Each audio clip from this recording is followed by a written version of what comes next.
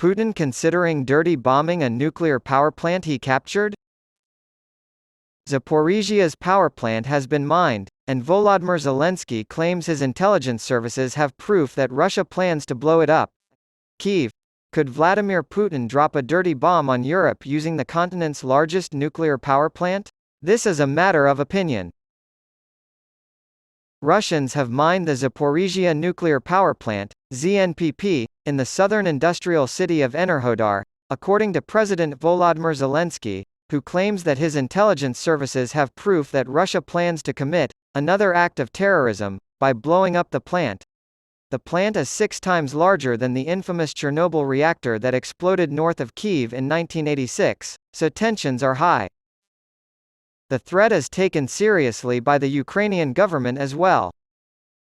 Iodine? Ha!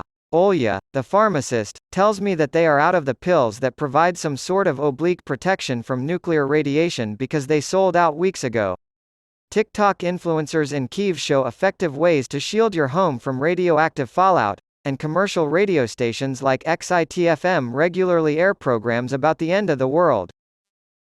Director of the International Atomic Energy Agency Rafael Grossi said last month that Russian mines had been laid in the ZNPP despite the fact that he had not found any explosives during an inspection of the facility. Grossi characterized the ZNPP's use of explosives as not in line with safety standards, exemplifying classic bureaucratic understatement. As soon as he left, the Russians probably re-mined the area. Normal fallout from a ZNPP explosion would make large swaths of Ukraine uninhabitable for decades, affecting countries across Europe and Asia. However, only one of the 6 reactors at the ZNPP is actually operating at full strength. The other 5 are in cold shutdown. A cold state mitigates the danger of a meltdown, so any explosions would be less severe in theory. The solace, however, is icy.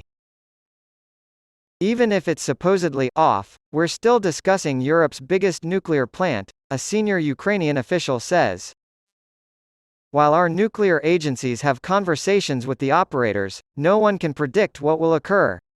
Weather, radiation levels, blast size, etc. are all factors, and one might reasonably ask, who has successfully blown up a nuclear power plant? At the outset of the invasion, Russia illegally shelled the ZNPP and then used it as a shield in the ensuing fierce fighting. Putin has not mentioned a nuclear escalation strategy in quite some time, but he clearly enjoys playing nuclear chicken. Impeding progress. But how far will Putin go if he's scared? The potential for lesser environmental damage makes the option perversely more appealing, despite the fact that he risks alienating his Chinese backers, who have a dim view of nuclear parlor games. Ukraine claims Russian workers have already started to evacuate the facility and the city of Enerhodar, which is a worrying development. And it's not just the destruction of the Kakhovka Dam last month that has Russian officials worried.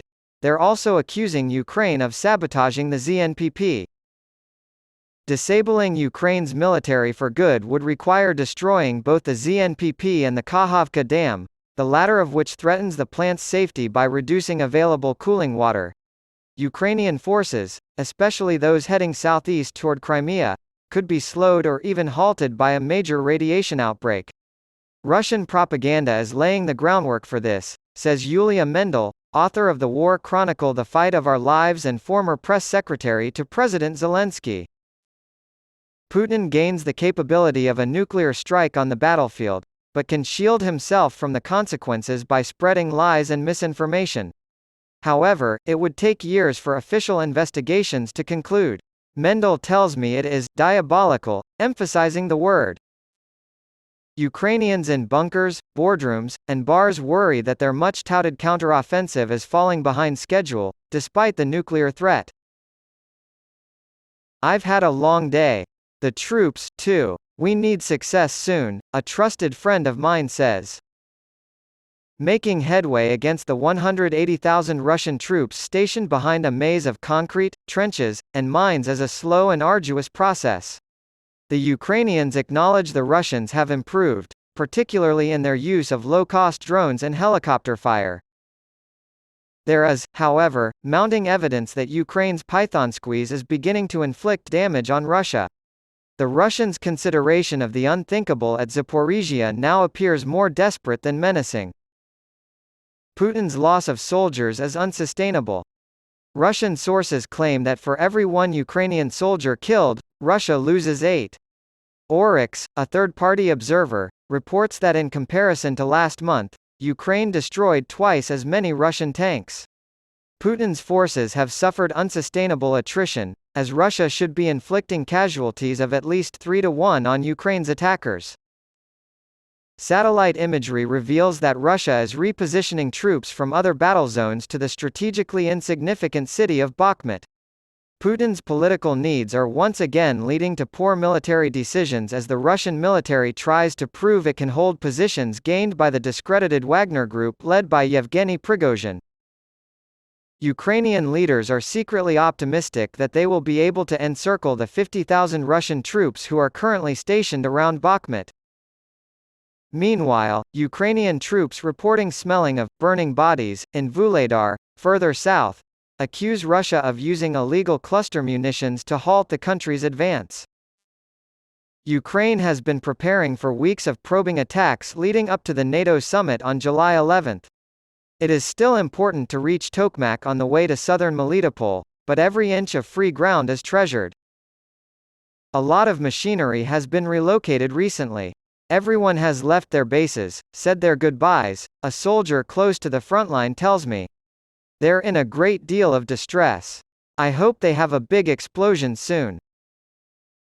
We will continue even if Putin destroys the power plant. He says, there's no way out of this, we have to win.